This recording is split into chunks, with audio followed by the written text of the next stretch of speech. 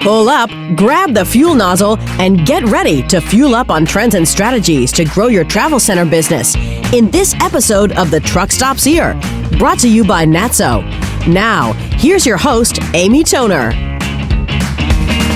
Welcome to today's episode of the Truckstops Here. I'm Amy Toner with NATSO, and I'm here with my special guest, Darren, which we'll tell you about in a second. Today, we're going to talk about trends. At NATSO, we're always scanning the industry for trends impacting not just our members, the truck stops, but also their customers. And who else knows more about the industry than Darren? Do you want to tell us a little bit about yourself? Absolutely. Thanks for having me, Amy. So Darren Schulte.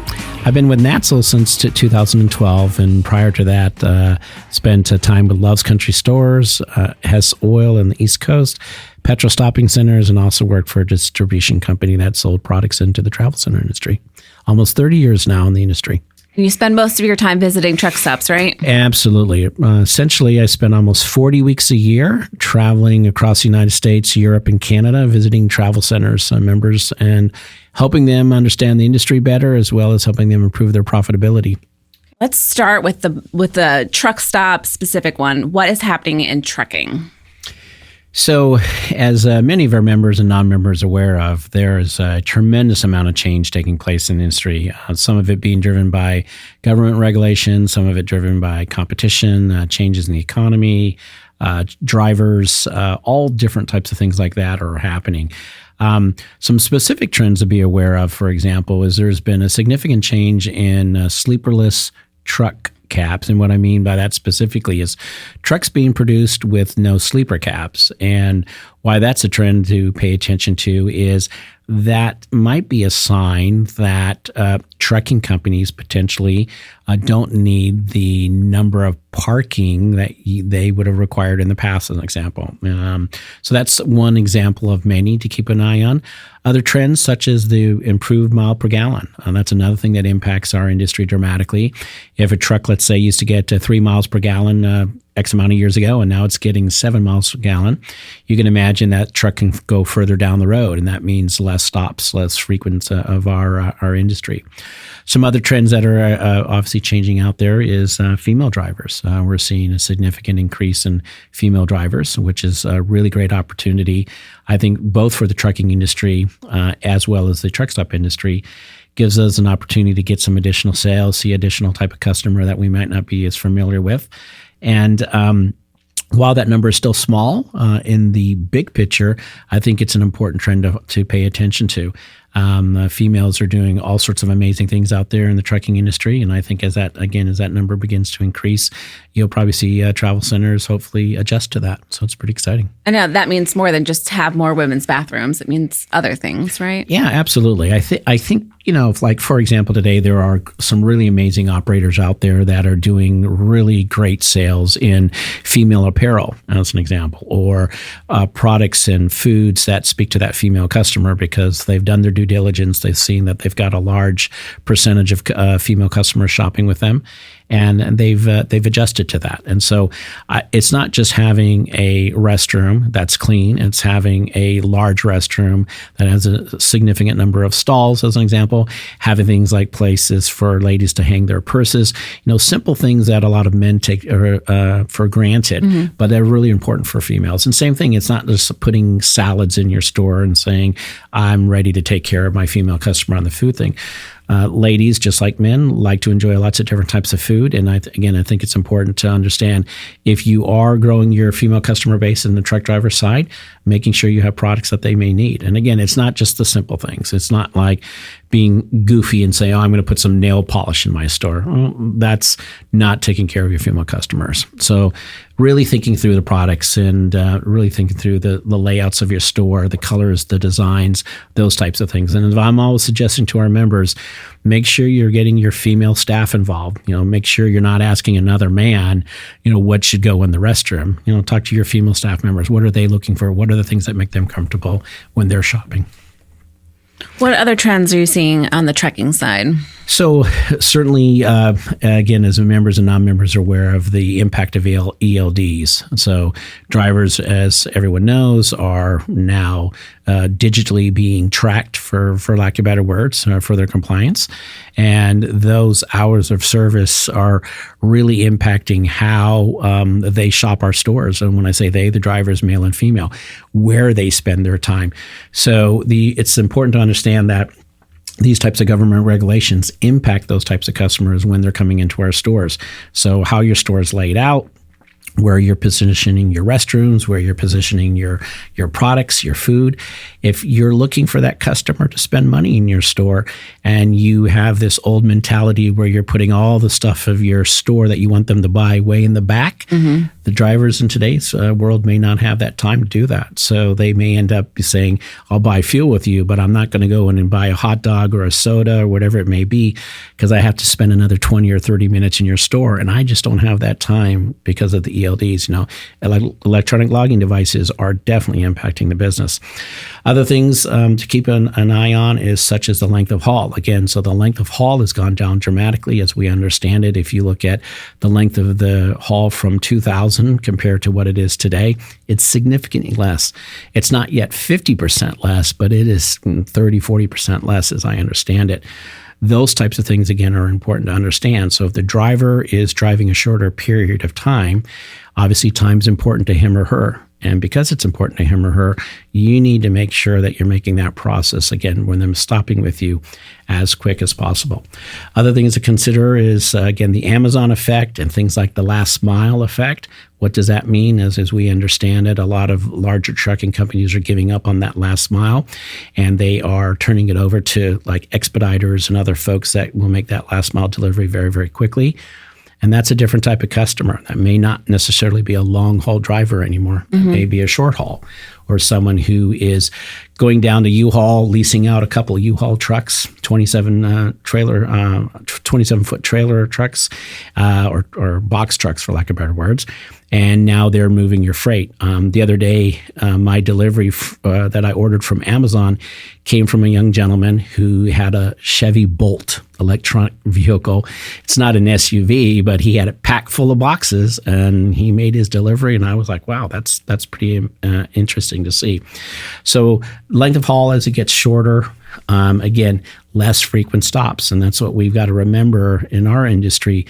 Any of these things that are impacting time, any things that are shortening time, means that the driver, again, male or female, when they walk into your store or when they drive under their property, that clock's ticking in their mind. And so you've got to figure out ways to service them before they leave your property. I think one of the other things, make sure I've covered in my mind everything, is I think what more than anything this is talking about, the biggest trend would be, again, speed. Everything I'm kind of alluding to, as I've talked about, is time issues. And the issue of speed, I think, has to be paramount. We often think about convenience stores and convenience travel centers with the idea of speed. But I know you've been into some, Amy, where speed is not a priority, right? And for people on the interstate where speed is important to, I think you really damage your business when that's not one of your first priorities. We all hate lines, but when you're traveling, you've got a car full of kids, or you've got a truck that needs to make a delivery, or you've got a truck driver that's on a tight schedule because he might be behind on his hours. You do not want people waiting in line. So everything you do, everything we're kind of talking about, I think all leads back to speed. Got to make it fast. Got to make it fast or you're going to be last. Okay, let's talk about food. What's happening in food? Food's really exciting. Just like in a lot of the interstate buildings that have, interstate businesses that have been out there, for the longest time, we had these amazing restaurants, and still some of our members still have great restaurants and are doing really, really well. But truck stops are kind of, known for having great breakfasts and great little restaurants. And over time, again, time has killed that. As a kind of reference on other occasions, is time just seems to destroy a lot of things that require people sitting down. So what we're seeing in food is really great operators that are understanding their demographic and what type of customers, as when we talk about female customers, those travel centers that have realized they've got a significant number of female customers stopping at their locations are developing food programs or creating food programs that service that particular demographic. Let's say, for example, you happen to have a travel center or truck stop in the Chicago area, and maybe most of your customers are Eastern European. It's probably pretty smart, not that they wouldn't eat a hot dog or a taco, but it's probably pretty smart to think about what types of food can you sell either in your restaurant or in your hot grab-and-go and cold grab-and-go food program that speak to that particular type of customer.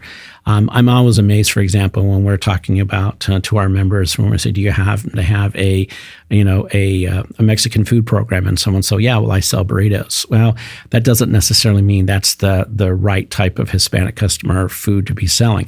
Someone maybe in New York City, for example, may be looking for Caribbean types of food and jerk chicken and things like that, versus someone maybe in El Paso is looking for tamales and tacos and gorditas and things like that. So I think you're starting to see the travel center industry in particularly really start identifying who's coming into the stores and what types of food can we offer. I know you recommend they stand outside and watch or ask, how are they going to learn who's coming? Yeah, that's a great point. When we're asked to visit stores or when I visit stores and or if we do reviews of stores, it's always surprising to me that there's an assumption of who their customer actually is versus really who the customer is. And the second thing often is that when those that are surveying their customers, they're actually surveying them with leading questions like, "If I sell tacos, will you like them?" Well, yeah, right. Yeah. And if I sell Twinkies, will you like them? Yeah. Versus, why do you stop here? What kind of food would you like to see us offering and so forth? And as you referenced, just standing outside and watching them, it'll tell you a lot of information. I mean, there's a lot of fancy, digital stuff you can do, but I really believe that just standing out there, maybe an hour a day over an X amount of period of time and observing your customers, how they walk through your store, what are they really looking at? What do they pick up and put down? And again, what are they really buying versus what are they telling you they want? Do people ever write down what people ask for? I'm always curious about that. I don't know. I'm sure there's some folks out there that do that, but I'm not real familiar with a lot of members that are actually really physically taking the time, You also recommend asking two people to lunch, right? Yeah. So around 2000, when I was at petrol stopping centers and was asked to take over the merchandising department, I was an operations person, and I had no experience in merchandising or marketing. And so one of the things we decided to do is just go to the customer and just ask the customer. Specifically, there was this challenge of why we weren't selling cowboy boots and Wrangler jeans and Eli Walker Western shirts at the same rate we had been selling them in years past. And I had no idea why. And so I went and asked a company driver and an owner-operator to have lunch with me. Mm-hmm. And that ended up being a gold mine of information, something that we put in place of the merchandising department on a regular basis, at least once a week, maybe twice a week. Members of the office staff, the merchandise department particularly, would go and sit down and talk to the customers and try to really understand what were they really buying. And it was fascinating because I still remember this one gentleman, we were trying to find out why the boots weren't selling. And he just told me, well, get off your butt, go walk around the truck stop, look at everyone's feet, and that will tell you what kind of stuff they're buying. Yeah. As simple as that is, It was amazing and fascinating the impact it had on our business. So, I do think sometimes we might get carried up with big data and all this information out there, and sometimes the answer is right in front of our faces. And if you just get out there and just look and ask, again, don't ask leading questions. And you kind of build a small library of information, and I think it'll give you good direction. It's not perfect, right? But it'll get you good. One of my favorite questions when I send out surveys for NATSO is, if you were in charge, what would you do? I like because that. It kind of makes it not as personal, right? Right. It doesn't seem like you're giving them advice on what they're doing. It's just like, if I was in charge. Yeah, I like that. Yeah, because I think when you do a survey, no one wants to tell you bad information. Right.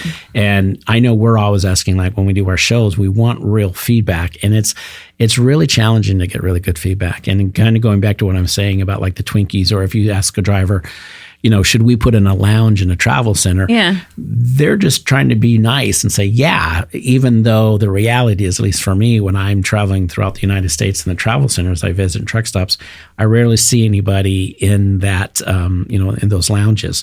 So it's not that the drivers are telling us false information. They're just often being much nicer than, telling us, well, don't put in a lounge. Don't waste that money. How about reduce my price of my fuel? Maybe that's what they'd really want to tell you, right? So grab and go, restaurant. Yeah. So some of the other things, so you were talking about trends is, and I'll just touch a little bit, taste opportunities are changing. As our demographic in the United States changes, it's important for us to understand that we're just not a hot dog, roller grill, sandwich type of business any longer. Why aren't we selling chicken kebab? Or why aren't we selling naan? Or why don't we have Spanish rice or red beans and rice, in our hot boxes and so forth like that? So I think what some of the best travel center operators out there are understanding is, can you take quality food of different tastes and make it fast? And those that are doing that well are the ones that are having success. And it doesn't necessarily have to be anything fancy. It could be something as simple as a peanut butter and jelly sandwich. I love their peanut butter and jelly sandwiches. There you go. I mean, something that simple, but making sure that it's fresh and it's not in a package and it's not been sitting there for 4 days. I mean, those are, I think, great opportunities. People, know members that are selling bunch loads of candy apples, but they're fresh candy apples, right? So it's not in a package. They do it on their own. They've got a restaurant that enables them to do that. But I think those types of operators that are doing the fast, good food, quick, are really successful. The other thing you're seeing, ride the waves of success. There's Blaze Pizza, there's Mod Pizza, and Pizza, all these amazing pizza joints that are popping up that are really essentially fast pizza. Kind of like Chipotle style. You get it the way you want it, how you want it, that type of process. And we have some operators out there that are doing a great job with those types of programs and understanding that pizza's now become a all-day type of food. So people are eating it for lunch. Smart ones are making breakfast pizzas. And it's an opportunity, again, to increase the different types of food options without bringing in more different types of food, if that makes any sense. So you can really expand your menu by not necessarily bringing in all sorts of different types of foods, which obviously increase labor costs and food costs. Another trend super popular is chicken. We all know what's going on with Popeye's chicken getting ready to, Popeye's chicken out there, and the competition around chicken sandwiches, and our members that are embracing those trends and putting those trends in their stores are having great success doing that. Do you think they need to add more healthy items? I do. I think, like I always like to say, one of my favorite things is kale. No, donuts, not kale. And what I mean by that specifically is, again, understand your customers. A healthy food program is not putting 4 bananas out in a basket and some salads. Sad-looking bananas, usually. Exactly. Yeah. If you're going to get into that business, then you need to be committed and get into that business and let customers know that you have that. And it's not going to happen through osmosis, right? So it's not that you're all of a sudden are going to put in healthy food and all of a sudden the world knows you have it. Yeah. Are you advertising it properly? Is it on your Google Maps? Is it on your loyalty card map? However they are looking at your business, are you making a point to let people know you have it? And where do you position it, right? So again, if you bring in healthy types of food, let's say parfaits that are healthy or yogurts and things like that, and you hide them, well, what do you think the results are going to be? Pretty poor, right? When your candy bars are front and center and you're trying to get into the health products and they're are stuck in the back. But more importantly, I think, it's important to understand who your customer is. We were visiting a member of ours not too long ago, and they wanted to know why their hamburgers and their sandwiches, chicken, pizza, hot dog programs were not doing well. And they did an incredible job of marketing it on the store. That was before I rolled up. I thought, well, that's going to be the problem, which we often find is nobody's letting the customer know they have these foods. Yeah. Right? And I figured that's what it's going to be because that's normally what it is, right? I roll up and I see it's so well done, the marketing. And I was like, wow, this is impressive. Why in the world aren't they selling any hot dogs? I said, this is strange to me. Well, as we did the review and as you've referenced earlier, I start asking customers, and I noticed that we have a lot of Indian customers, and I just said, do you happen to be a vegetarian? He's like, yes, sir. Next, are you happen to be a vegetarian? So as it turned out, this particular travel center, the vast majority of the customers that we talked with were vegetarians. Okay. Yet the store had nothing inside that was vegetarian. So something that simple. So because they had an amazing food offering, the problem was that's not who their customer was. So again, I think it's important to understand is, and I'm always saying it in my blogs, I'm saying it every time I do a presentation, who is your customer? And I know that sounds easy and it's more challenging than just asking customers. But I think you have to really go into it with a clean slate. You have to wipe away some of your built-in thought processes of, well, if I put this out here, so-and-so is selling it, so we should sell it. And that doesn't mean you can't sell trends like we talked about the chicken. Mm-hmm. But what it does mean is I think you have to be very, very careful just making those assumptions. If I put healthy food in my store, we'll have great sales. Okay, now we're going to transition to our fast bill questions. This is our special segment we ask every guest, and I'm lucky. My co-host is here. Tiffany, want to take the first question? Darren, what is your go-to on-the-road snack? Oh, Lord. I love Twinkies. Fried, frozen, or regular? Boy, at a state fair, fried. You were like hoarding Twinkies for a while, right? Yes, I was one of those few people that was thought the world was coming to an end when they were going to stop making Hostess Twinkies. Okay, so you're stuck at a truck stop in a snowstorm. How do you pass the time? Great question. If the store has really compelling reasons for me to come inside the store and places for me to plug in my laptop and tablet, I'm going definitely inside the store. But if it doesn't, I'm sitting in the comfort of my truck, enjoying those things in my truck. Darren, ride or drive? I definitely like to ride. Okay, this one's tricky for you. How do you like your truck stop coffee? I don't drink coffee. And one controversial question. Truck stop, travel center, or travel plaza? Truck stops all day long. Thank you so much for coming in today, Darren. We're always so lucky to have you come into the NATSO office and talk with us.